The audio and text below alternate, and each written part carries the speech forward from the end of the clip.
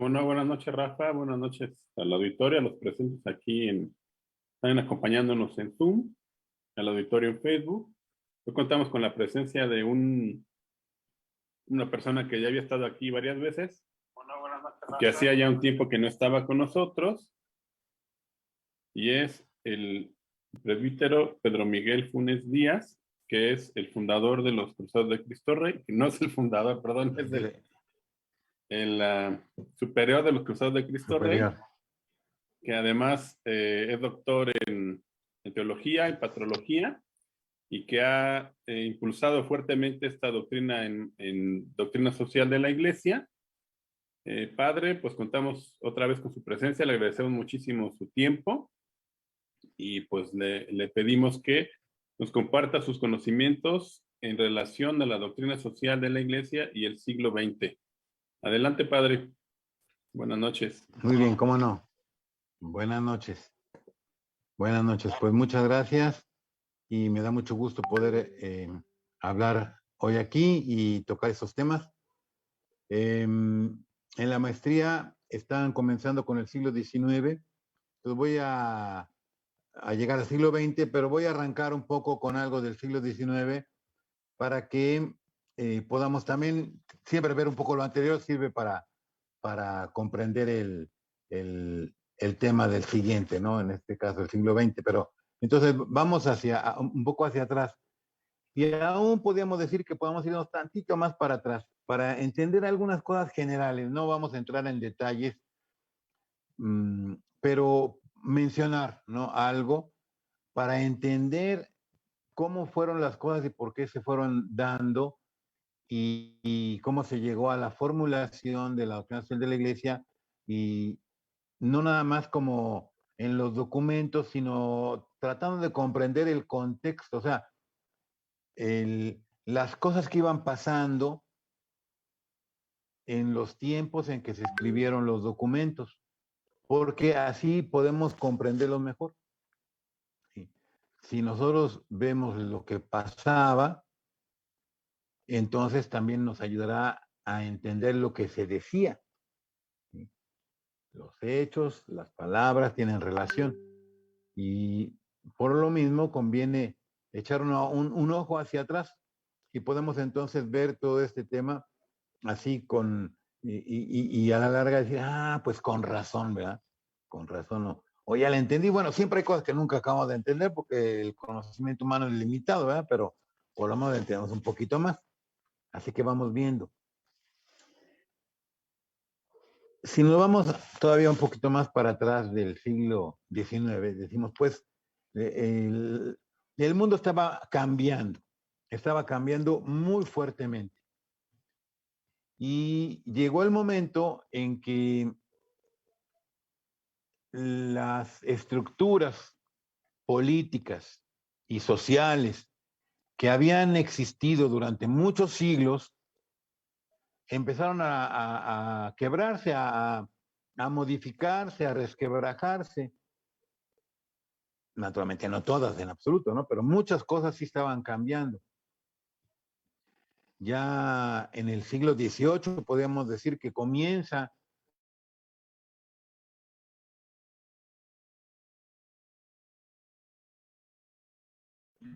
más claras en el siglo XIX, ¿no?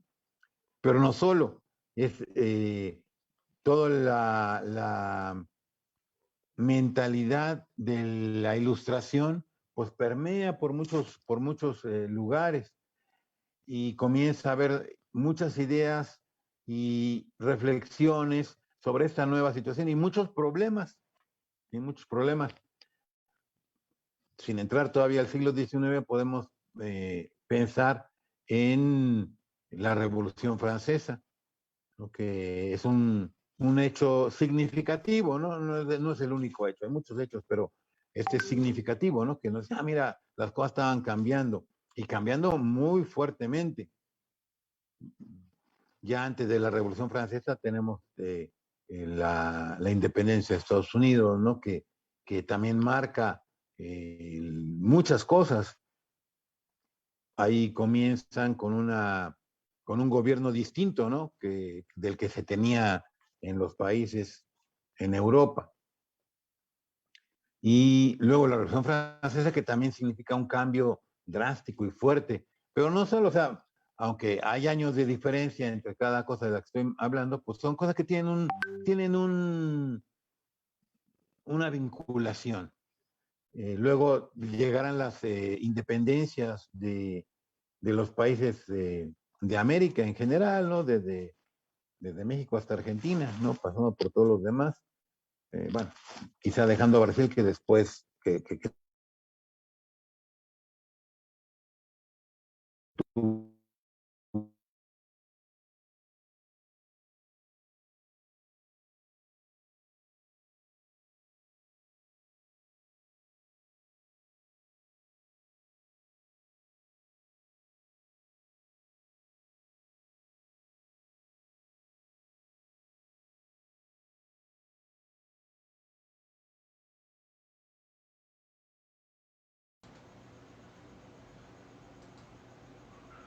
Parece que tienes un problema, no se escuchó lo último que hablaste.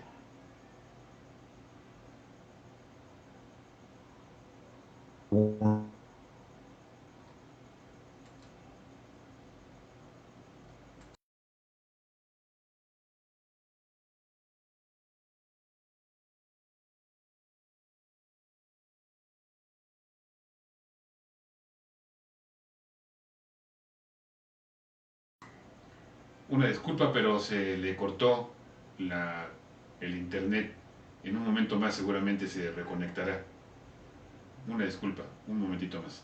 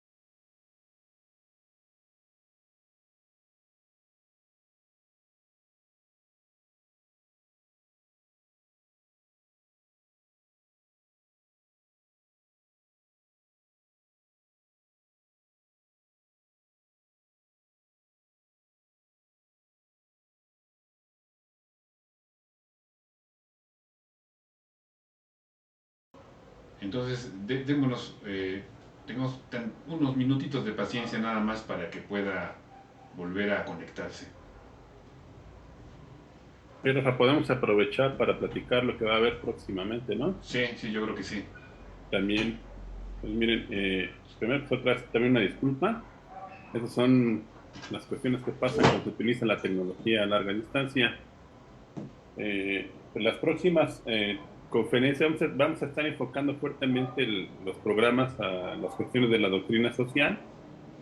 Entonces, la próxima semana, Dios mediante, vamos a contar con el presbítero Arturo Ríos, que nos va a tratar también cuestiones de doctrina social desde el enfoque de si es válido el desarrollo a costa pues de los demás, ¿no? De la sociedad.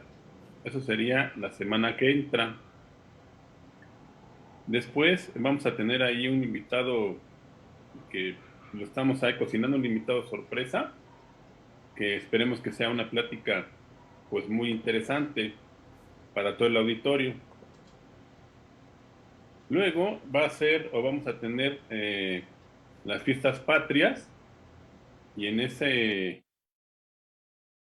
esa semana de independencia vamos a contar con un panel de expertos y vamos a platicar acerca de la persona de Agustín de Iturbide. Vamos a tratar de dilucidar aquí, pues, qué fue, ¿no? Si en realidad es un villano, como nos lo pinta la historia oficial, o una persona digna de imitarse, un prócer, lo vamos a platicar. Y después vamos a empezar con una serie de conferencias de doctrina social nuevamente con el padre Arturo Ríos, el 23 de septiembre. Van a ser 4 conferencias, 4 jueves seguidos, y él va a enfocarse nuevamente al pensamiento social de Benedicto XVI, pero enfocado a los principios y valores de la doctrina social. El 23 vamos a platicar con él acerca del concepto de persona y dignidad humana en Benedicto XVI, que es uno de los principios de la doctrina social, ¿no? La dignidad humana y el concepto de persona. Lo vamos a hacer eso en 2 sesiones, el 23 y el 30. Y después, pasando de mes, Dios mediante, el 7, el padre Ríos nos va a platicar acerca de estas cuestiones tan famosas como es la solidaridad en el pensamiento de Benedicto XVI. Y el 14 vamos a platicar acerca de la subsidiariedad. Eso es una cuestión que les tenemos preparado, que vamos a estar preparando de manera fuerte con ustedes. El padre está haciendo un gran esfuerzo. Y bueno, pues ya tenemos aquí al padre Pedro Miguel. Adelante, padre. Adelante, hubo un problemita de comunicación, pero ya estamos de vuelta. Una disculpa a todos por esta pequeña interrupción.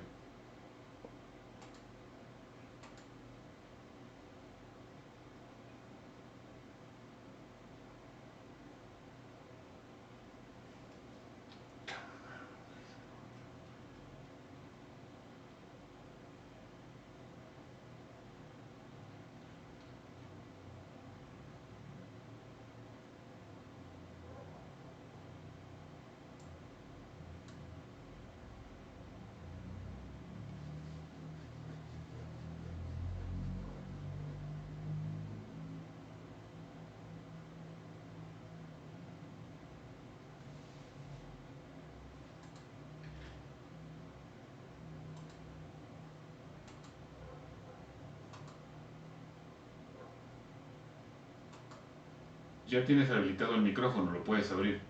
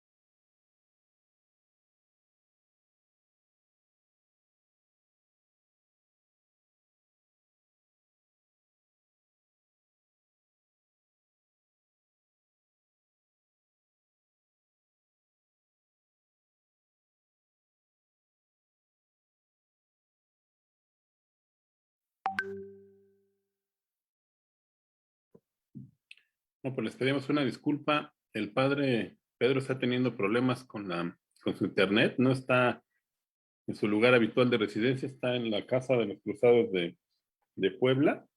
No sé si está habiendo ahí problemas de lluvia o algo así, porque pues no se puede conectar.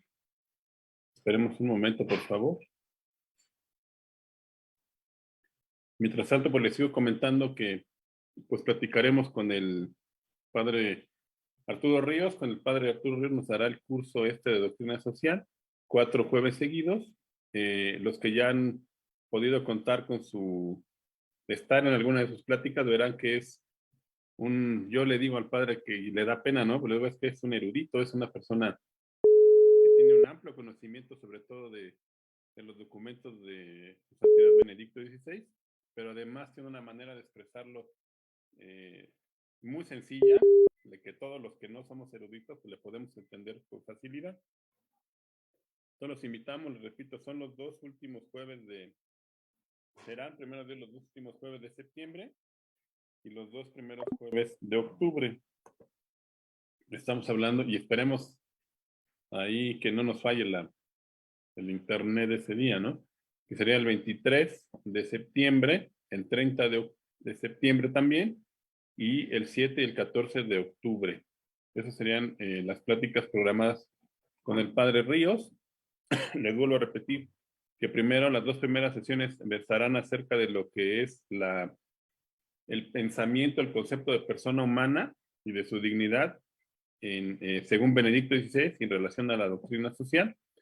Y los 2 últimos jueves vamos a platicar de la solidaridad y de la subsidiariedad. No sé, Rafa, si platicaste con el padre. Ya está ahí, ya se movió.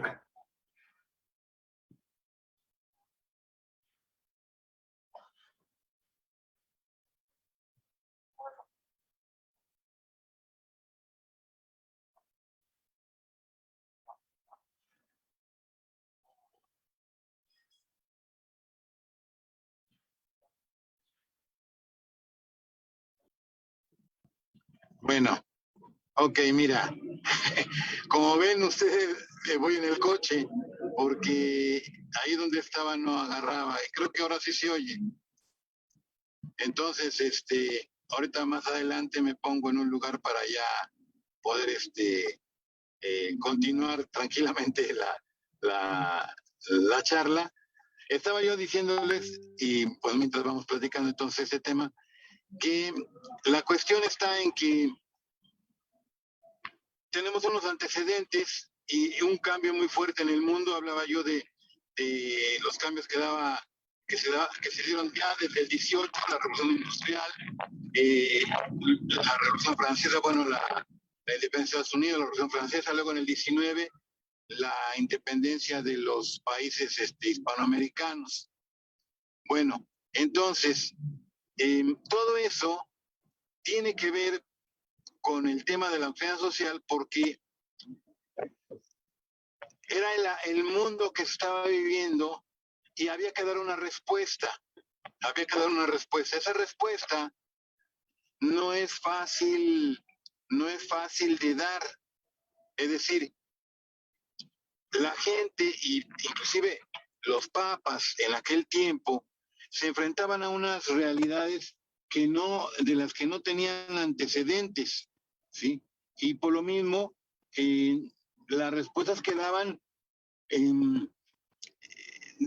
dejan ver que necesitaban, por decirlo así, como más tiempo, ¿no? Para poder reflexionar, pensar y dar guías, ¿no? De solución a todas las cuestiones.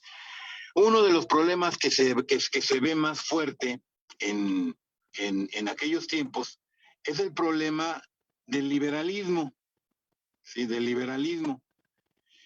Ya va permeando por muchas mentes, por muchos filósofos, por muchas gobernantes, y va dejando ciertas ideas que la Iglesia no puede aprobar, no puede aprobar. Estamos hablando del liberalismo de aquel tiempo, ¿sí? Porque el liberalismo va a ir cambiando a lo largo de los años y de los siglos. Entonces, un liberalismo de hoy no es lo mismo que un liberalismo en aquel tiempo. Pero pensemos, estamos iniciando ya el siglo XIX y entonces, en medio de tantos cambios en los que la antigua forma de vivir ha pasado ya. La antigua forma, como la sociedad se conducía, ¿no? Desde el gobierno hasta la vida diaria, ¿no? Va cambiando, sobre todo naturalmente en Europa. El cambio no es en el mundo igual, ¿no? O sea, pero esto va a afectar a todo el mundo. Ahorita vamos a ver más por qué. Pero entonces, hay un problema, y es el problema de este liberalismo que se va imponiendo, que va creciendo y que va logrando muchos avances. Ok, entonces, ante toda esta situación, podríamos decir como un acontecimiento así de referencia ya en la Iglesia, fue la publicación de la encíclica Quanta Cura de el Papa Pío IX. Junto con la Quanta Cura venía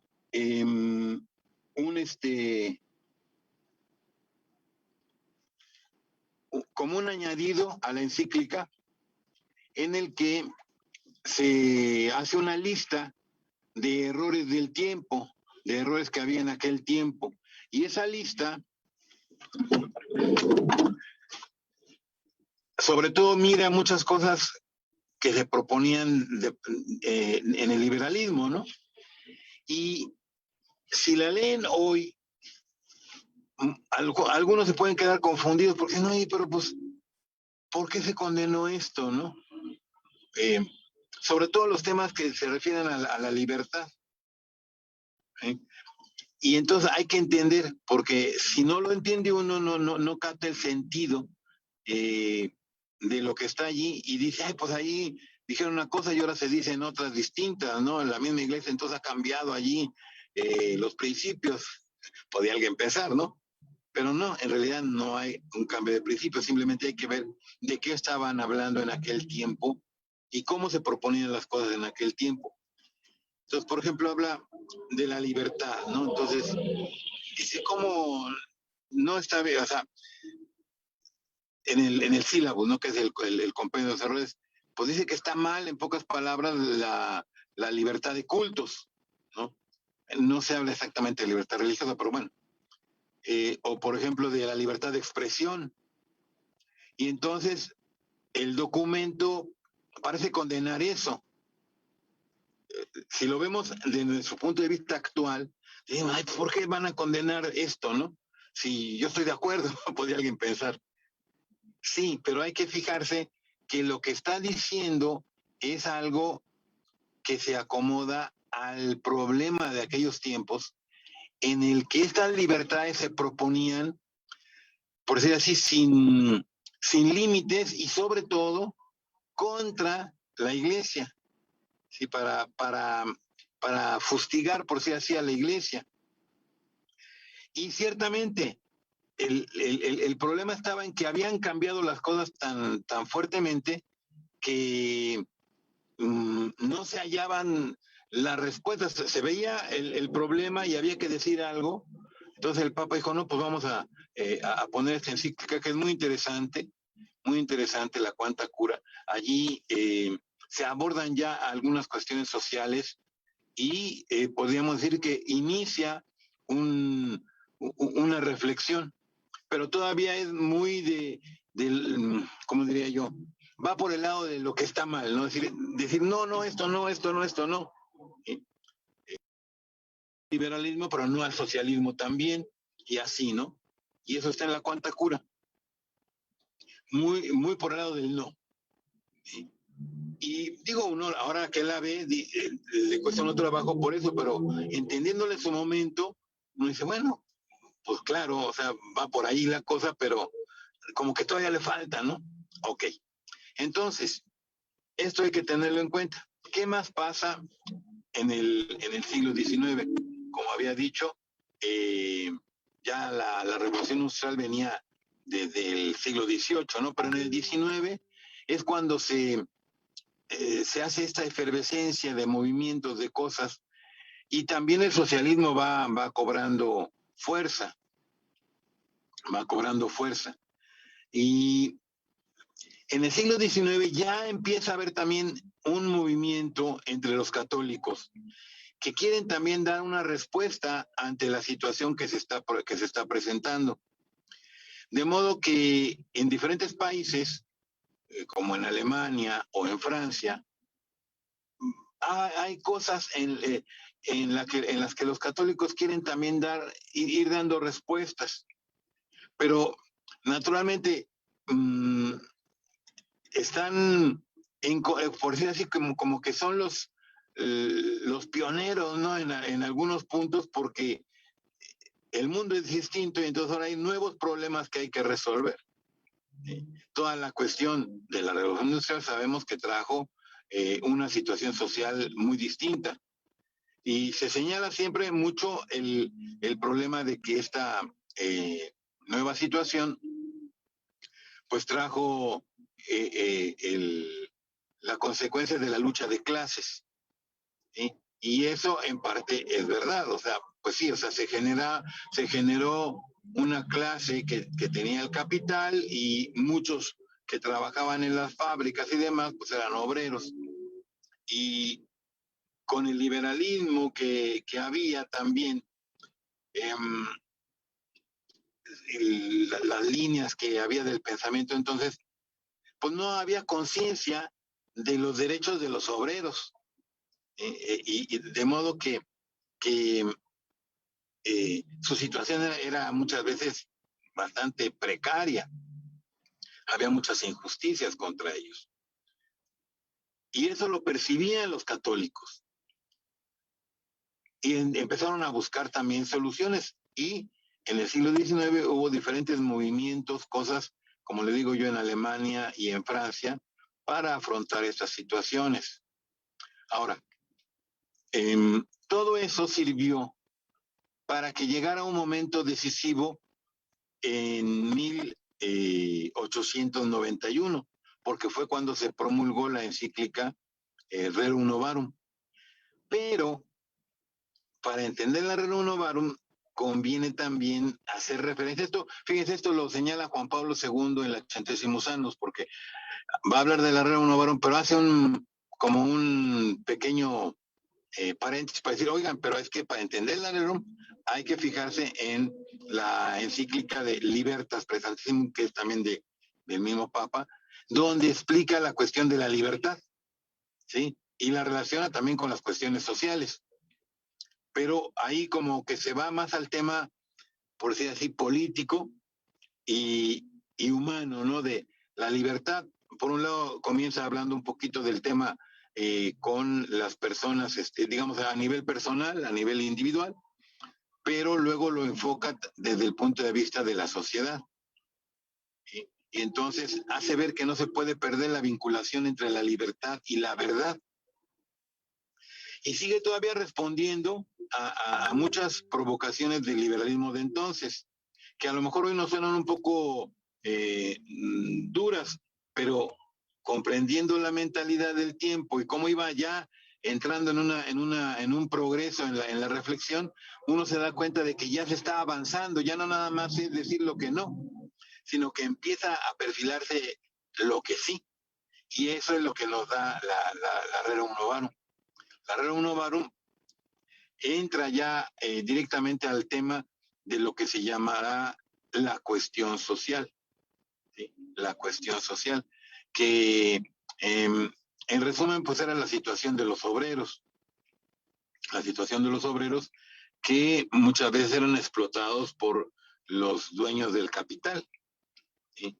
Y esto fue una cosa que se extendió ampliamente. Esto también llegó a México, quizá un poco más tarde, si se quiere, pero también se vivió. La mentalidad, es decir, los liberales mexicanos, aparte de los aspectos, digamos, políticos que encerraba el liberalismo, también se fueron encarrilando por el lado de buscar, digamos, que floreciera la economía sin la protección de los derechos de los trabajadores, ¿sí? A veces se piensa como que Porfirio Díaz, por ejemplo, era el malo y muy diferente de Juárez, pero en realidad en la ideología coincidían, y la situación que se generó en tiempos de Porfirio Díaz, donde la protección a los derechos de los trabajadores pues no es que fuera muy importante, pues eso venía de la misma ideología de la que Juárez había de la que Juárez había seguido, ¿no? Pero pues claro, a él no le dio tiempo de entrar en todas estas cosas, se murió, ¿no? Ok, entonces es interesante.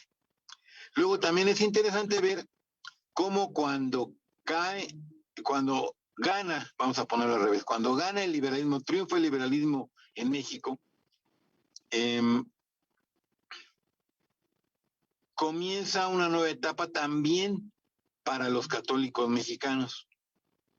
Y se hace inclusive una sociedad que va a estar preocupada por sacar adelante, digamos, la vivencia de los católicos y su papel en la sociedad, ¿no? Y ya no le van a entrar tanto al tema político porque el liberalismo triunfante pues no se los permite, pero se van a dedicar mucho al tema social. Y entonces cuando llega la encíclica Rerum Novarum, obviamente va a potenciar fuertísimamente todo este movimiento, que como les digo, inclusive en México, y va a permitir que pues que se hagan inclusive movimientos obreros católicos en México. Y se van a hacer muchos eventos que luego van a formar a muchos laicos que son la base para lo que luego va a ir desarrollándose hasta el tiempo de la persecución religiosa, ¿no? Donde tenemos muchos mártires, pero todo eso no se explica sin todo, sin esta influencia de la doctrina social de la Iglesia en México a través de estas reuniones que había para estudiarla. Entonces, eso es muy, muy, muy interesante.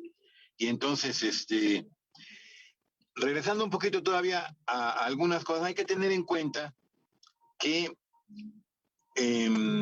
la encíclica ya sale después de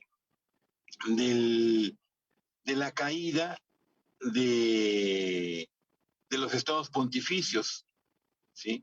En 1871, pues se acabaron los estados pontificios, precisamente Pío IX fue el último soberano de los estados pontificios. Algunos a lo mejor dicen que es eso, los estados pontificios, ojo, desde siglos antes, presuntamente apoyados en una donación de Constantino, estamos hablando ya del tiempo del Imperio Romano, la Iglesia tenía un territorio que era propio y que gobernaba como también como autoridad temporal, o sea, no nada más espiritual. Entonces el Papa era el soberano de esos estados pontificios, eh, que se perdieron en, por la unificación italiana, ¿no? Los estados pontificios pues eran estaban en Italia y le daban al Papa un lugar no solo como guía espiritual, sino como el gobernante temporal de todos aquellos lugares. Y entonces en esos, como gobernantes temporales, los papas, pues hay de todo, ¿no? Hay unos que eran buenos y otros que pues, metieron la pata en diferentes cosas, pero bueno, no vamos a entrar en eso, simplemente que ahí había dificultades. Por ejemplo, hablando del siglo XIX, cuando Napoleón invadió, pues él se apropió de todo, ¿no? De los estados pontificios que los incorporó a su imperio. Ya después, cuando perdió, pues el Papa pudo regresar y ya reinstalarse, ¿no? En sus estados pontificios. Pero la pérdida de estos estados pontificios ya en el siglo XIX, después del Concilio Vaticano, de hecho ahí se acabó el Concilio Vaticano I por la invasión de las tropas de la unidad italiana, ¿no? Que se apoderaron de Roma y entonces el Papa se quedó nada más con el Vaticano. Y eso solo se arregló hasta el siglo XX, ¿sí? En 1929, cuando se hicieron los pactos de Letrán. Entonces, todo esto hay que tenerlo en cuenta para ver cómo se van desarrollando las cosas. Y hay muchos problemas en diferentes países. Una cosa también importante, hablar del siglo XIX, que va a influir en el siglo XX, es el problema de el colonialismo.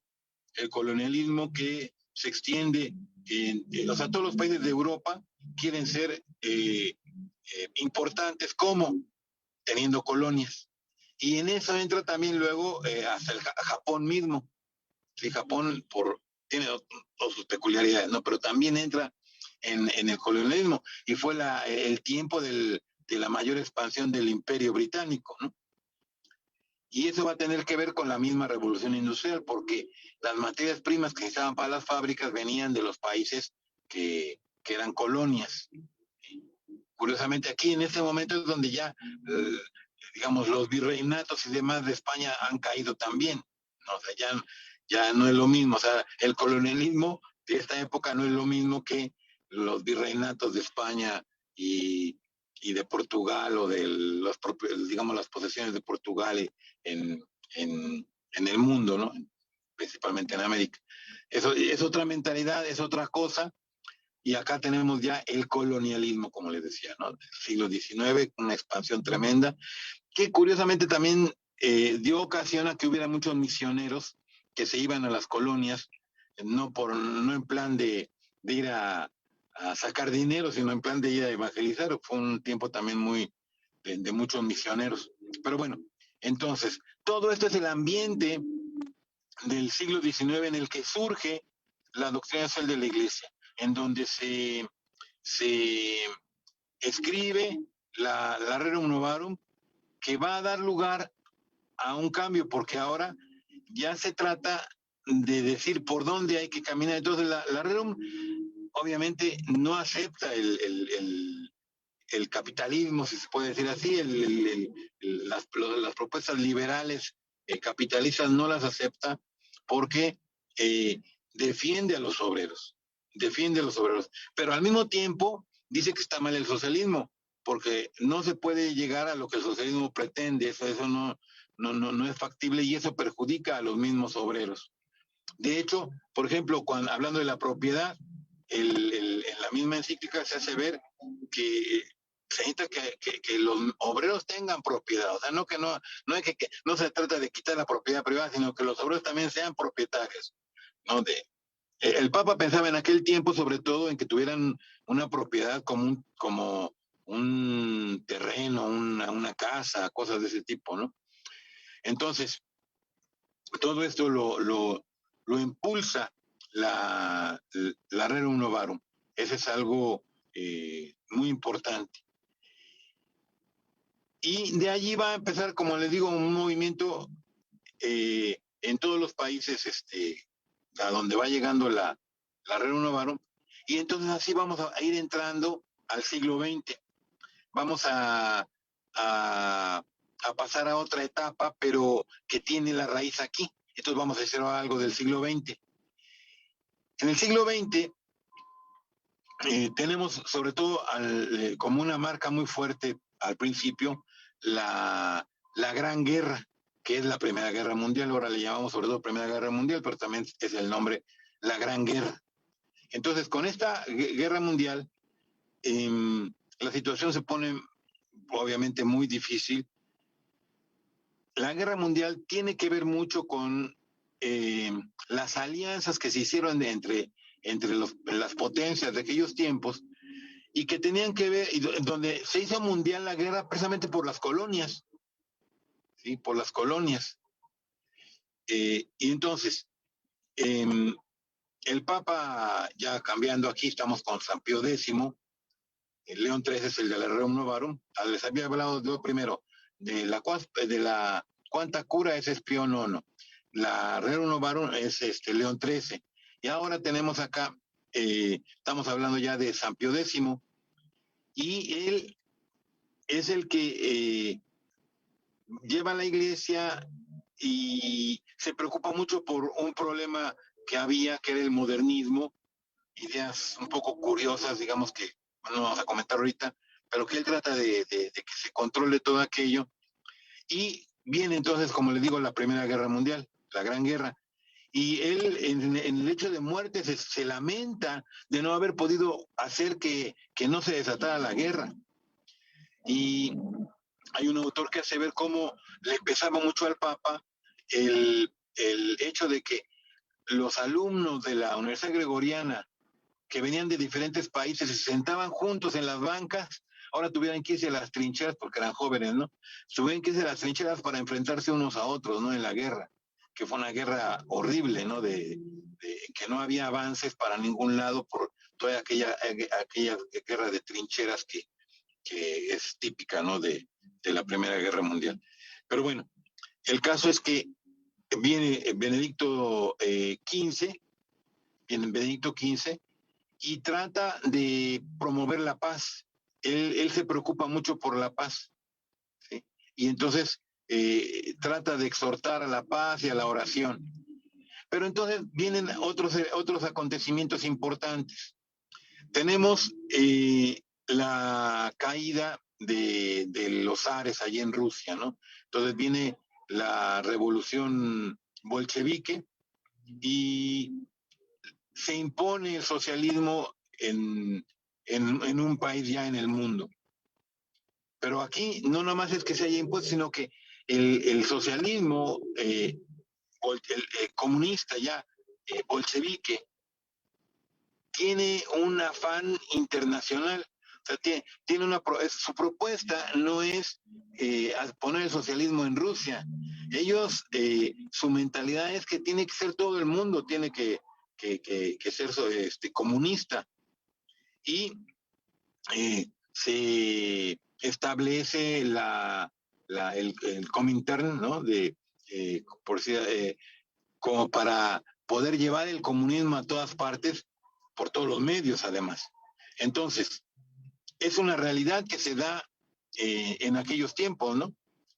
Y luego, por otro lado, tenemos la persecución en México, ¿sí?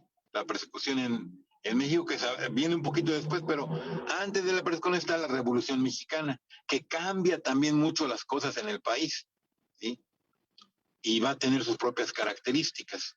Ahora se nos ponen a los revolucionarios como si todos estuvieran muy unidos, pero en realidad pues se peleaban entre ellos. La revolución, como que todos eran enemigos de Porfirio Díaz y había que él es el malo y los otros son los buenos, ¿no? Pues la verdad Porfirio Díaz duró muy poquito después de que comenzó la revolución. Él se fue ya en 1911 ya a Francia, y lo demás fue pelearse entre los revolucionarios. Así que Madero con Zapata y luego Villa, luego Obregón y todos esos, no es que se llevaran muy bien, ¿no? Así que eso hay que recordarlo, porque a veces como que se hacen ciertos mitos, ¿no? Ok, pero entonces en México cambian las cosas, que luego van a culminar con el problema de la persecución religiosa, la guerra cristiana, todo eso. Pero entonces Benedicto XVI también muere, luego viene el siguiente papa, ya habíamos hablado de San Pío X, pues el que sigue también se llama Pío, va a ser un décimo, ¿no? O 11, como decimos más fácilmente. Este papa tiene una encíclica muy importante que tiene una repercusión social, pero no es, muchas veces no se le ponen las encíclicas sociales porque es más teológica, que es la Quas Primas, donde se pone la fiesta de Cristo Rey, pero se hace una reflexión sobre por qué Cristo es Rey, que es Rey por ser Dios, que es Rey por ser el Mesías, el Hijo de David, es Rey por lo que ha logrado redimiéndonos, etcétera, ¿no? Entonces, todo eso está ahí en la encíclica. Y estas bases cristológicas, digamos, luego se van a proyectar cuando el Papa escriba, por ejemplo, sus encíclicas a México, ¿no? Por todo el tema de la persecución, pero no solo, va a entrar él a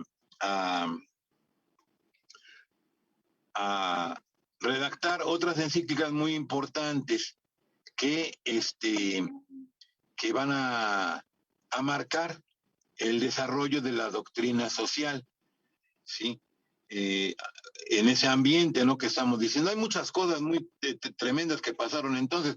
Por ejemplo, ahorita me viene a la memoria también el genocidio armenio, o sea, por mencionar algo, ¿no? De cosas de aquel tiempo, que los armenios eran cristianos y los turcos, no tanto es por el lado del, o sea, los turcos son musulmanes, pero en aquel momento estaba todavía el imperio otomano y había mucho liberalismo también metido en los turcos. Y hay una persecución contra los armenios, que eran cristianos católicos, que se le llama genocidio. Y hasta hoy en Turquía, aunque pues sí hubo muchos problemas y mataron a muchos, pero no era un genocidio, ¿no? Pero digamos, ya prácticamente todo el mundo reconoce aquellos hechos como el genocidio armenio. Y les decía yo, está la guerra, están las persecuciones y todo eso. Hay muchas otras cosas. Se va desarrollando la socialdemocracia, etcétera, ¿no? Empiezan también los movimientos allí en la India, ¿no? Que van luego a llevar a que Gandhi sea el líder ya por los años 20, ¿no? Todo eso. Es el ambiente del mundo. Pero entonces se crea también el Partido Comunista en China, y hay otros problemas que luego se van a resolver hasta después de la Segunda Guerra Mundial, pero lo mencionamos aquí rápidamente. Lo que sí es que ya en tiempos de Pío XI, vamos a tener una encíclica muy importante, que va a ser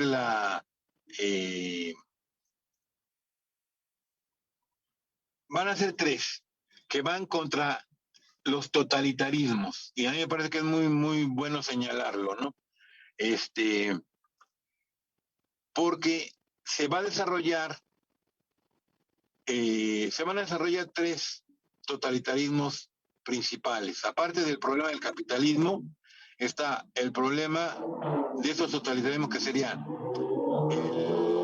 el totalitarismo, digamos, comunista, el totalitarismo nacional socialista y el totalitarismo fascista, que estos dos últimos se van a unir cuando se llegue a la Segunda Guerra Mundial. Pero aquí es donde van a empezar a levantarse. Y entonces allí tenemos contra el nazismo, contra el nacionalsocialismo, tenemos la Mitbrennender Sorge, que es una encíclica donde se habla de la Iglesia Católica en el Reich alemán, y que fue leído en Alemania, y pues obviamente fue una cosa que puso muy fuerte, ¿no?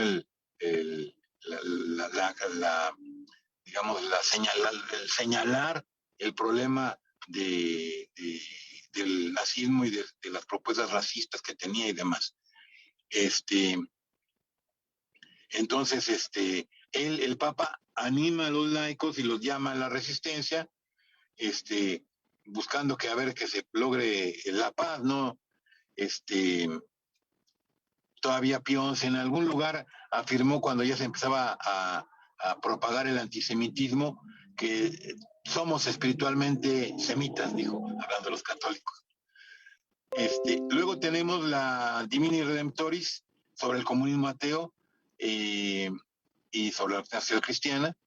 Criticó sistemáticamente ahí el comunismo y dijo que era intrínsecamente perverso. Luego tenemos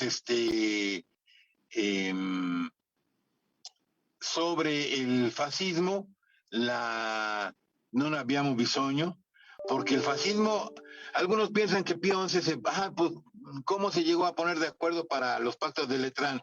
Fue tremendo eso, o sea, fue muy difícil lograrlo, y el Papa sabía que necesitaba establecer aquello para que internacionalmente la Iglesia quedara más protegida. Y entonces con Mussolini fue con el que se hizo toda la negociación, pero fue muy dura, muy dura. Algunos piensan que fue nomás, como el Papa era malo, ¿verdad? Era fascista, entonces se puso de acuerdo con Mussolini. Pues no era así, porque se necesitaba lograr un acuerdo y las negociaciones fueron casi de sudar sangre, porque la línea de Mussolini era destruir la acción católica y muchas otras cosas, sobre todo de los jóvenes, y ponerlos todos dentro de los esquemas fascistas, ¿no? Así como el bolchevismo era totalitario y todos lo centraban en el Estado, igualmente el nacionalsocialismo e igualmente el fascismo, ¿sí? Lo que pasa es que los bolcheviques, digamos, tenían su meta internacional, o sea, no eran nacionalistas, mientras que el socialismo del Partido Nacional Socialista de Alemania pues era precisamente nacionalista, y no solo eso, racista tremendamente, ¿no? Y el fascismo iba por la línea también de absorber todo en el Estado, y que controlaba de manera, por así decir, corporativa todas las cosas. Y su ideal era quitar todo tipo de asociaciones que no dependieran del Estado. Ok. Entonces, todo eso lo condena Pío XI. Y una encíclica social, la más prestigiada en cuanto a lo social, es la Quadragesimo Anno, que es la más mencionada en este campo. Pero digo, las otras, tomando social en sentido más amplio, pues también entran, ¿no? Porque son temas muy fuertes políticos, que la política es algo de la sociedad. Entonces, hay que señalarlo. La Quadragesimo no es solo conmemorativa, sino es una puesta al día de las enseñanzas. Y allí se destaca sobre todo el principio de subsidiariedad. O sea, habla de muchas cosas, pero uno de los puntos así de más aportaciones es el de la subsidiariedad. Habría muchas cosas que decir, pero si no, no vamos a acabar. Podemos mencionar, luego ya entramos a la Segunda Guerra Mundial, también todos los problemas que se suscitan, y muchas otras cosas que se van dando. A veces se ha criticado mucho a Pío XII dicen, es que debía haber dicho más, ¿no? El Papa estaba en una situación muy difícil. Leí un libro de uno que le echa muchas pedas al Papa Pío XII, pero dice, no es como dicen, ¿no? Él dice, reconoce que no hubo nadie como la Iglesia Católica que le ayudara a los judíos en aquel tiempo. Bueno, entonces, Pío XII, aparte de todo el tema de la guerra y demás, y sus exhortaciones a la paz y demás, luego también, él no tiene una encíclica especial, así tipo Quadragesimo Anno o la Rerum Novarum, pero él en sus alocuciones, mensajes, radiomensajes y demás, pues tocó mucho estos temas y vale la pena verlos, ¿no? Y entonces entramos a lo que pasa después, ¿no? A lo que pasa después y vamos a llegar hasta el Concilio Vaticano II, que lo convoca Juan XXIII, que tiene unas encíclicas también muy importantes, ¿no? Que también son como una referencia fuerte, ¿no? Para la doctrina social de la Iglesia, que tenía que enfrentar un montón de cosas. En el mundo en aquellos tiempos pasaron un montón de cosas después de la Segunda Guerra Mundial, porque ustedes saben, llegó la Guerra Fría, pero no solo.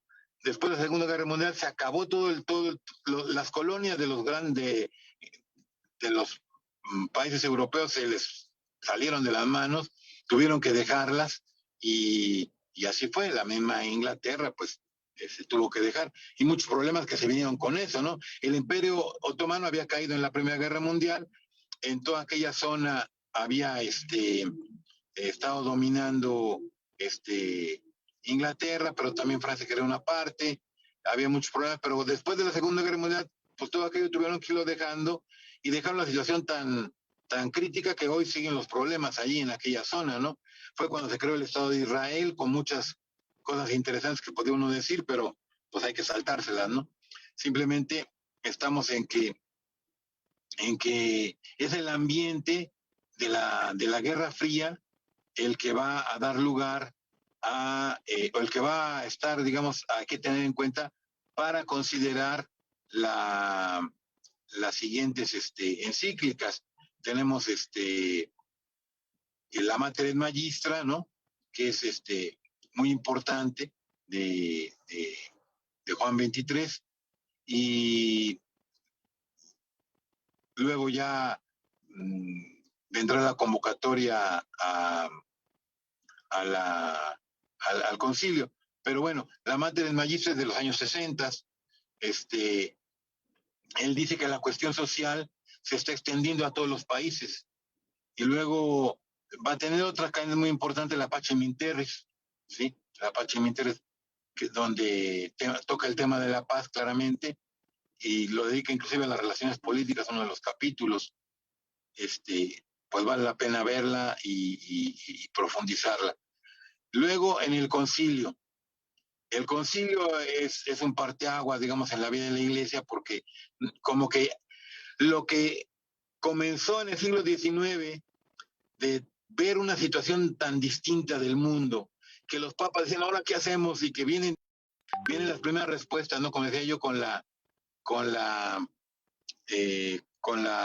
cuánta cubre y demás. Y ya luego viene la Rerum Novarum, luego vienen todas estas encíclicas de Pío XI y la 40º año, luego vienen estas de Juan XXIII. Ahora el concilio va a dar una guía ya mucho más positiva, digamos, muy como para lanzarse hacia adelante, no nada más defenderse, sino vamos a tratar de que el mundo pues reciba el mensaje de Cristo, ¿no? Entonces tenemos ahí para la cuestión del mundo el documento de la Gaudium et Spes, que es la iglesia en el mundo actual, y que vale mucho la pena también repasar para ver todo lo que contiene, donde, como les digo, la iglesia trata de ver cuál es su papel en el mundo, ¿no? ¿Cuál es su papel en el mundo? Hay muchos problemas urgentes, y ahí ya se habla muy fuerte de la dignidad de la persona humana, ¿no? Y hace la referencia de la persona humana como imagen de Dios, y todo eso va a ser una parte importante. Por aquí tenía yo algún texto de la Gaudium et Spes, cuando ya habla de la sociedad. Dios no crea al hombre solitario, desde el principio los hizo hombre y mujer. Esa sociedad de hombre y mujer es la expresión primera de la comunión de las personas humanas. El hombre es, en efecto, por su íntima naturaleza, un ser social, y no puede vivir ni despegar sus cualidades sin relacionarse con los demás. pues nos dice también la Biblia, Dios miró cuanto había hecho y lo juzgó muy bueno. Entonces habla también de, de un principio que desde la misma escritura se puede captar, ¿no? Y es esa sociabilidad humana. El ser humano es así, y su dignidad, por lo tanto, también, ¿no? Entonces, tenemos la Gaudium Spes, que pues no podemos detenernos mucho porque si no me voy a pasar más de lo que ya me estoy pasando, pero ya me lo acabo porque le voy a mencionar lo demás casi así nada más. Conviene ver la Apostólica Auctoritas del Concilio porque habla del apostolado de los laicos, que interesa mucho aquí. Luego ya tenemos a Pablo VI, ¿sí? A Pablo VI, pasan muchas cosas en esos tiempos. Están los movimientos, qué sé yo, de Martin Luther King, está John F. Kennedy, está la revolución cultural en China, que es una cosa tremenda, y muchas cosas que les recomiendo que vean qué es lo que estaba pasando. La primavera de Praga, todas esas cosas que fueron pasando. Viene el mayo de 68 en Francia, luego también el problema de Allende allá en Chile, también el 68 de acá, todas esas cosas que son importantes, ¿no? Importantes para entender por qué se van hablando. Entonces, Pablo VI habla del progreso de los pueblos, tiene la encíclica Populorum Progressio, que le recomiendo mucho yo también, dedicada al tema del desarrollo de los pueblos, del 67. Entonces, ahí el Papa habla del desarrollo como una necesidad, ¿no?, de los pueblos, como para que se pudiera superar todo el problema del capitalismo y del socialismo, ¿no? En fin, todo eso lo va poniendo. Él sigue hablando que hay situaciones de injusticia que claman al cielo y dice, pero no hay que ceder a la tentación del uso de la violencia. Y va dando directivas sobre proyectos de desarrollo, sobre la demografía, las organizaciones profesionales, el pluralismo, la cultura, muchas cosas.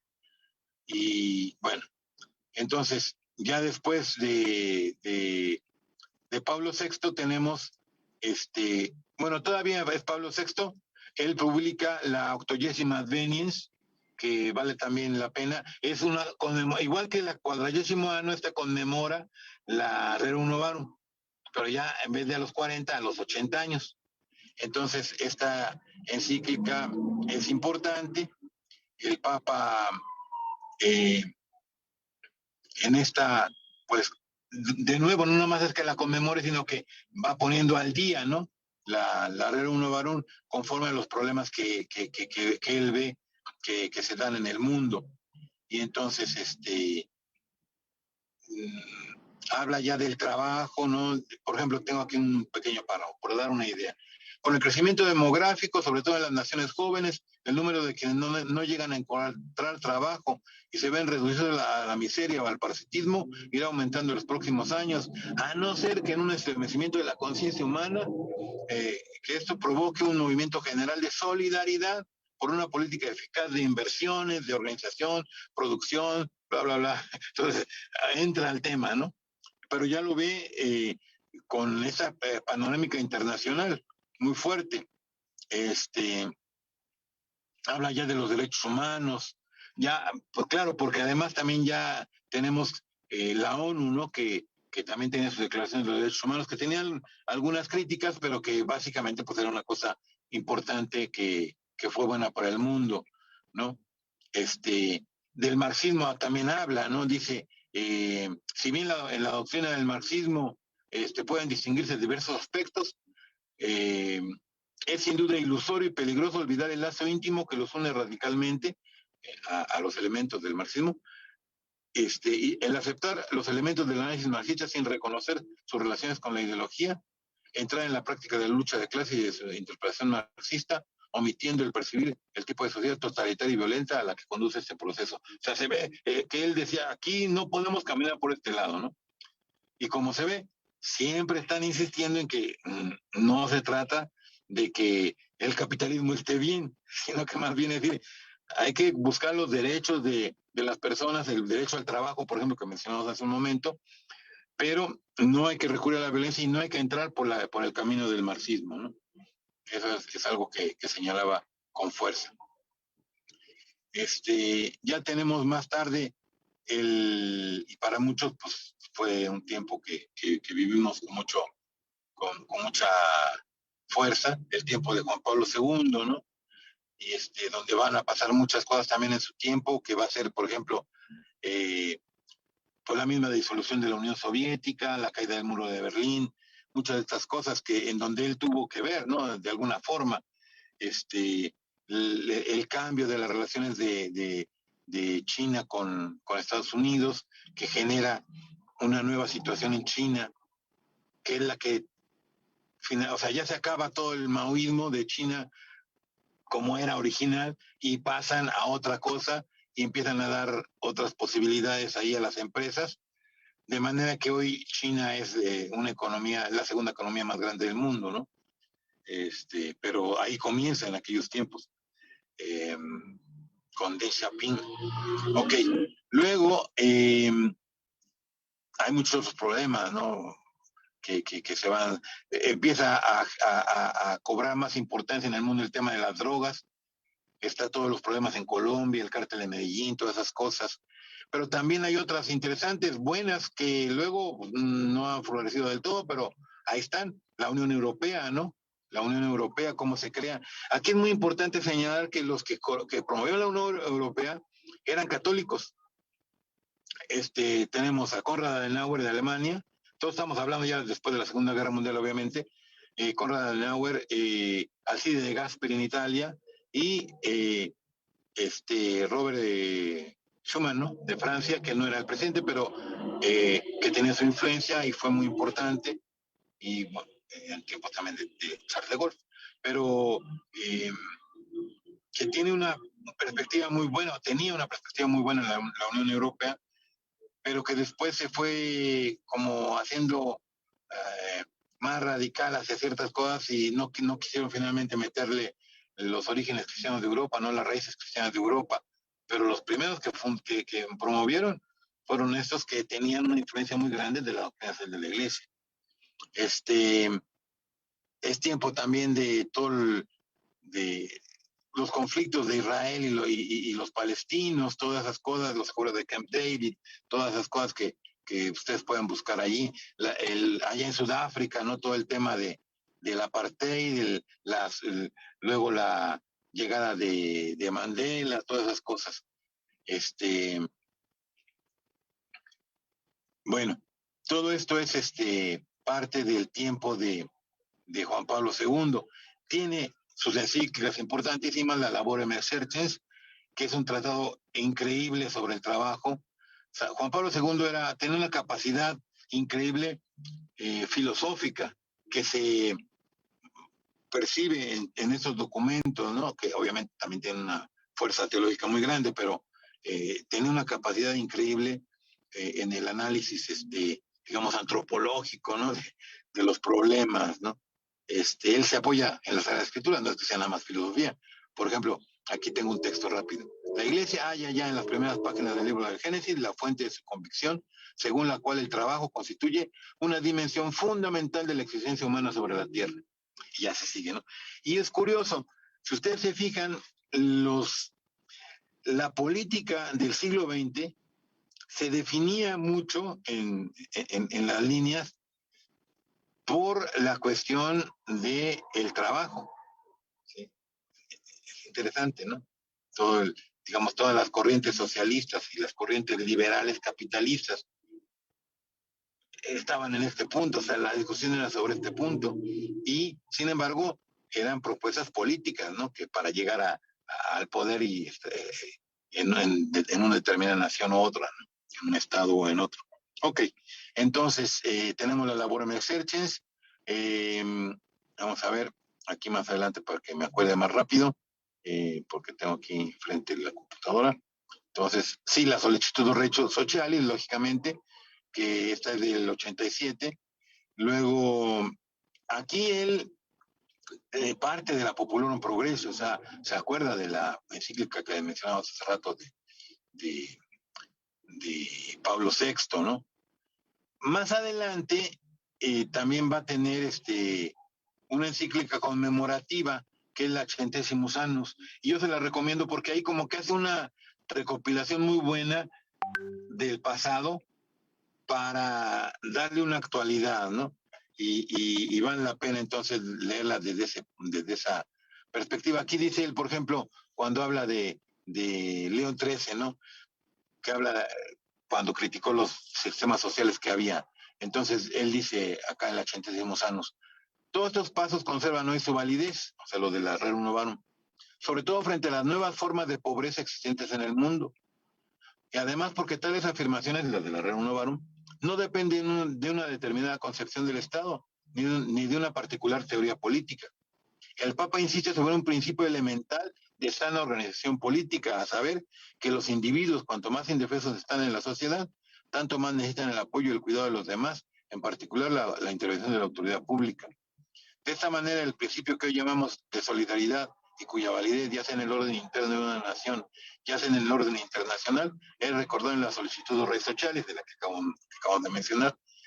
Se demuestra como uno de los principios básicos de la concepción cristiana de la organización social y política.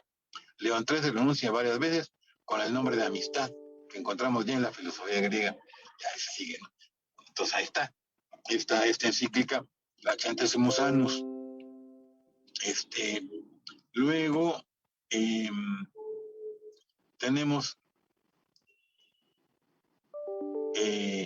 un documento que no es una encíclica, pero que depende de la iniciativa de Juan Pablo II, que es el Compendio de la Doctrina Social de la Iglesia, ¿sí?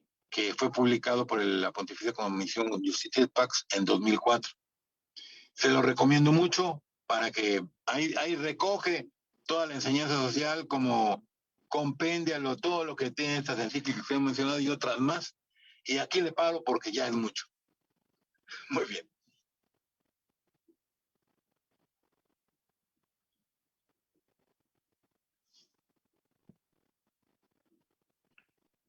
Pues muchas gracias, padre. Pues nada. Una explicación por demás exhaustiva. Pero ¿cómo le hace? Yo no sé cómo se acuerda de tantas cosas, ¿no? Pues ya son las 9:16. No sé qué haremos. Pues yo creo que ¿Una abrimos el pregunta? espacio para algunas 2, 3 preguntas y cerramos la sesión. A ver si alguien quiere levantar la mano, por favor.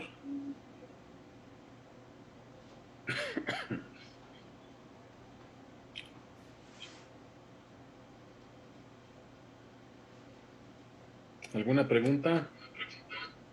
Por ahí nos levanta la mano primero Hanat. ¿Le damos la palabra?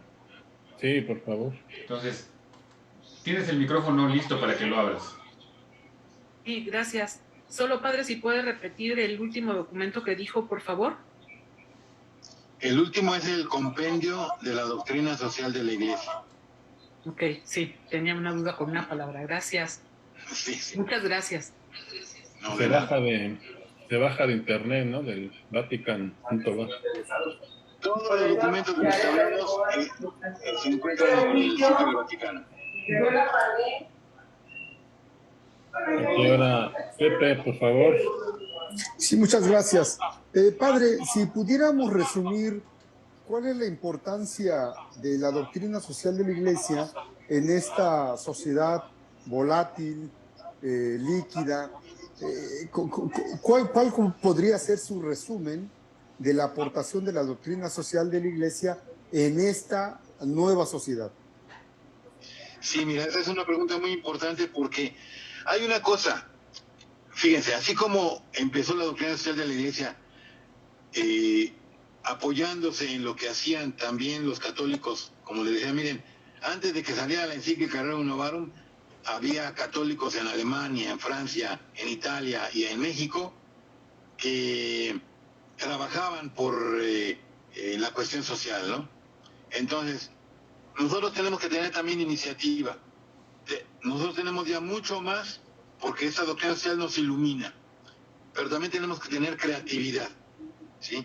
Yo creo que ver que la iglesia va viviendo en un mundo que tiene un montón de cosas que van pasando y que van convulsionando, a veces son buenas, ¿no? Pero muchas veces, ay, Dios mío, ¿qué está pasando, no?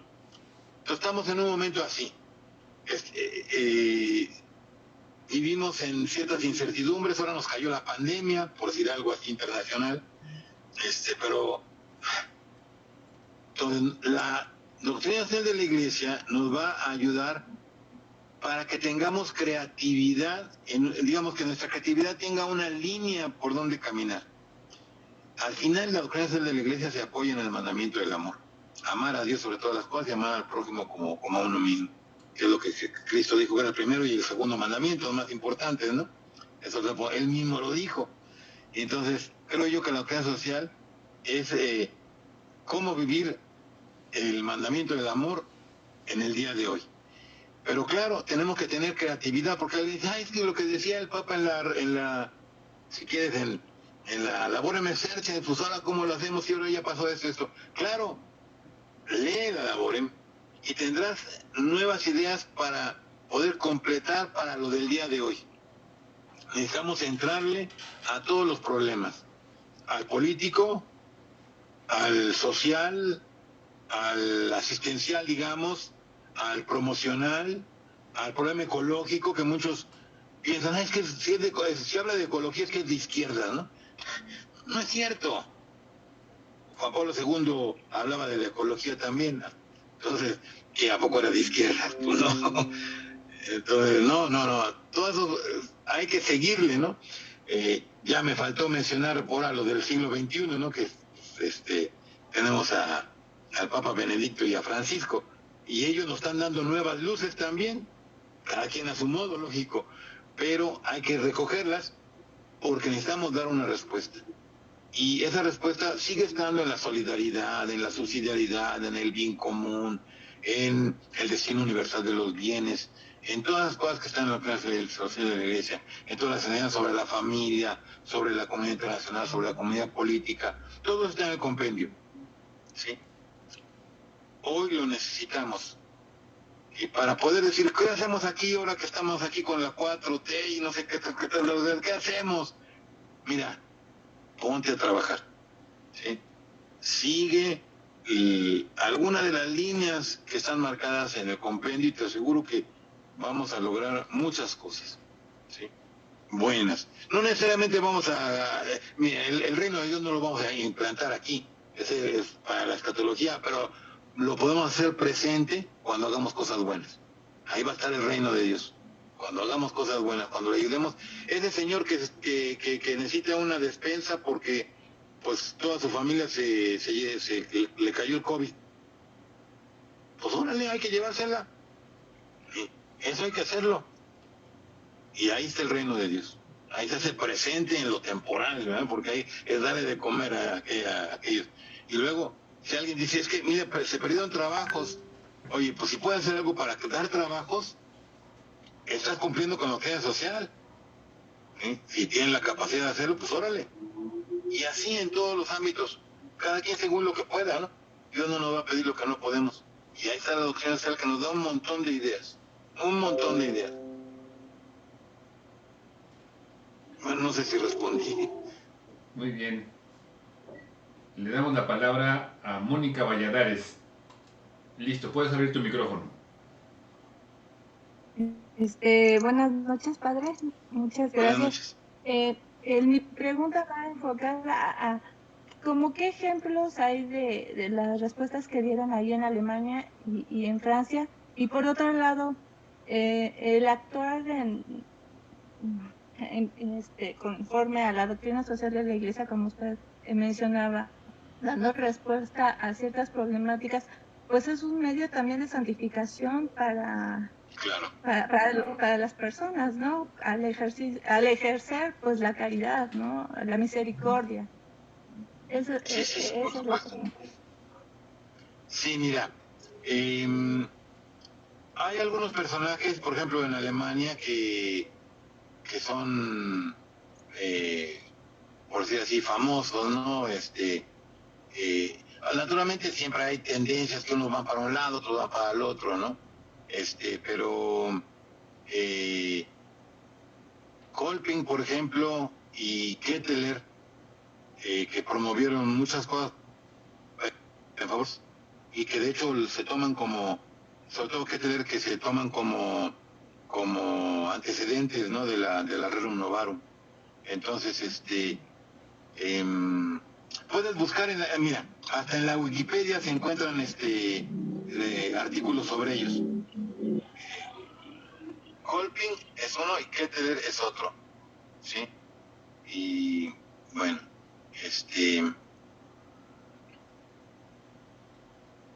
hay muchos otros personajes, ¿verdad? Si uno le busca. Vamos a ver, aquí tengo alguna cosa sobre Kolping, ¿no? El catolicismo en Alemania había ido más allá de las resoluciones del Congreso. En 1846, un antiguo aprendiz de zapatero que había llegado a ser sacerdote, el abate Kolping, había creado por sugerencia del maestro de escuela Eberfeld la primera Gesellverein, gracias a colaboradores escogidos y a la participación de los mismos aprendices, a los que Kolping dejaba un amplio campo de iniciativa. Y bueno, pues ahí está. Entonces él organizó a los obreros de allí, ¿no? Y órale, a darle. Y tenemos por acá la obra de Ketteler, una de las que más importancia tuvo. Tengo yo aquí este apunte. También tengo alguna referencia, ¿no? ¿Cuál fue el papel de Monseñor Ketteler? Se han cometido exageraciones. Se le ha comprendido mal al presentar al obispo de Maguncia, fue obispo, como el pionero de la democracia cristiana y el iniciador del movimiento de la ciudadanía, porque muchas de esas obras son con origen en la original colonia, nacieron al margen de su iniciativa. O sea que no nomás fue él, es lo que está diciendo este autor que tengo aquí. No nomás fue Ketteler, sino hubo otros. Entonces, por eso a veces como se lo atribuyen todo a él, pero no hubo más. Entonces, son autores, ¿no? Son un sacerdote, un obispo que trabajaron mucho, ¿no? Que trabajaron mucho. En Francia digamos como que algunos se quejan de que debía haber habido más apoyo de los obispos. Eran situaciones muy difíciles. En Francia había mucha anticlericalismo también, ¿no? Pero hubo cristianos. Aquí por ejemplo dice: no hay pues que admirarse de que en esas circunstancias los resultados de los esfuerzos del grupo dirigido por Armando de Melun y Agustín, leo no en francés, en español así lo leo, Agustín Cochin, a lo mejor se Cochá o algo así, que trataba de mejorar la situación obrera, sean muy limitados, pero ya estaban trabajando, ¿no? Y yo les decía de los mexicanos, ahorita a ver si me encuentro rápido, ¿cómo se llamaba? Esa Sociedad Nacional Católica, algo así se llamaba. O sea, lo tengo aquí al final de este archivo, a ver si llego rápido. En México, la Sociedad Católica había celebrado en 1875 una Asamblea General Católica que fue considerada el primer Congreso Católico del país. Estamos hablando de sí. Y ya después, pues muchos otros personajes que se pueden buscar. En fin. Bueno, pues vámonos un poco rápido. Muchas y gracias, y sigue aquí en la lista René Mondragón. Puedes abrir tu micrófono. Muchas gracias, Pater.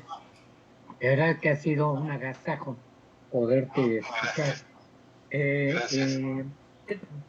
Yo quiero agregar a los nombres que acabas de dar, el de Konrad Adenauer en Alemania, el de Bernardo Berguen y la fundación de las Casas Populares. En el caso de León, subsiste una de sus obras, que es la Juventud Obrera Leonesa Guadalupana, Bernardo Berguen, justamente. Por supuesto, el caso de Václav Havel, en lo que fue Yugoslavia. En este terreno me parece que tenemos ejemplos contemporáneos de enorme valía. Muchos. Sin embargo, sí, dime.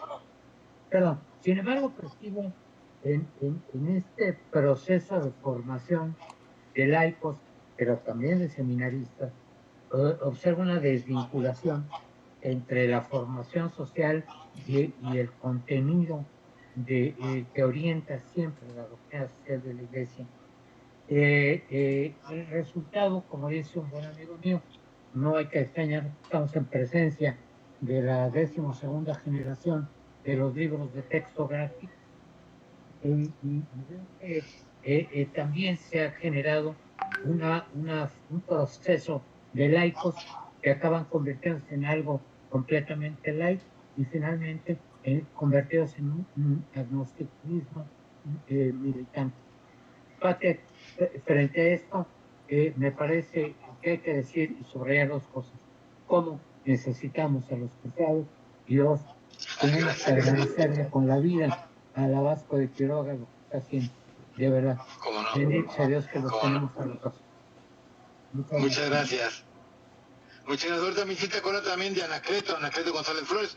De hecho, hubo un documento que no le mencioné que se llama El Fermo Propósito, donde habla de las uniones, de la unión popular, o sea, de que hay que hacer uniones populares, y eso lo hizo Anacleto en Jalisco, y fue importantísima, lograron tantas cosas. Anacleto además tiene una capacidad, él se leía todo, conocía todo esto, y pues es nuestro patrono de los laicos en México. También ese merece también un capítulo especial, pero bueno, ese no lo mencioné, pero ahorita me vino a la mente cuando mencionaste a Bergoñez, así que bueno, pues adelante. Y bueno, pues la última intervención, Jorge, si no tienes inconveniente, sería para Mayra Saldívar. Listo, tienes tu micrófono para poder Mayra.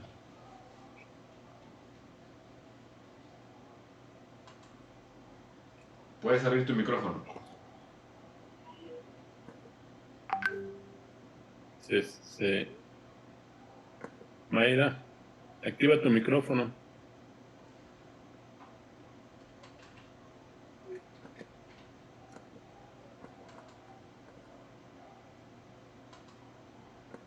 Creo que no puede. Bueno, pues ni hablar ya por el horario, pues no pudo tomar el micrófono. Jorge, no sé si quieres hacer un comentario de cierre para despedirnos. Sí, simplemente reiterar al auditorio las pláticas que vamos a tener próximamente, rápidamente, la del padre Arturo Ríos, el próximo jueves. Después tenemos un invitado sorpresa. Seguimos con la plática de su personaje Iturbide. Vamos aquí a tener un panel de expertos. Y después comenzamos con una serie de pláticas del padre Arturo Ríos, nuevamente, acerca del pensamiento social de Benedicto XVI en relación a los valores y principios de la doctrina social, que serán 4 jueves seguidos, empezando con los 2 últimos jueves de septiembre y los 2 primeros de octubre. Padre Pedro Miguel está ahí invitado para que nos comente, nos ayude, ¿no? Si puede. Sí, como no. Ya veremos. No, además el padre es muy bueno, así que les va a echar un buen rollo.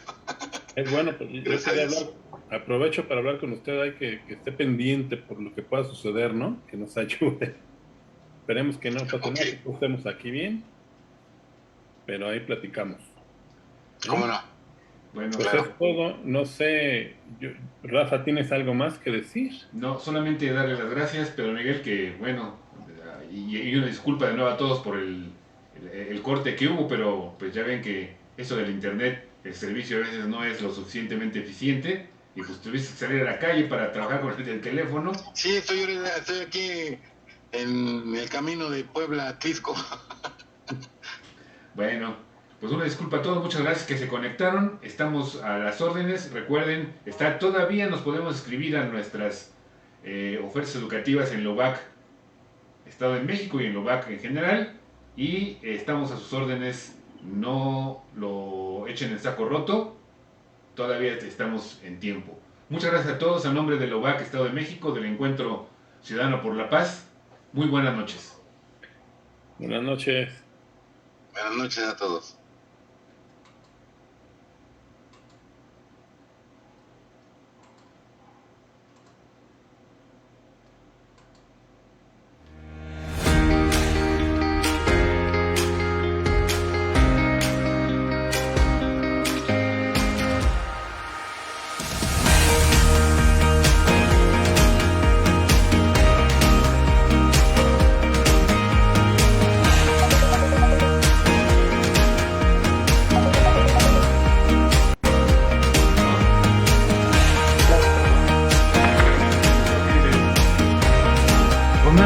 ya me vine hasta donde ya había señal mejor y ya me puse a ver la plática.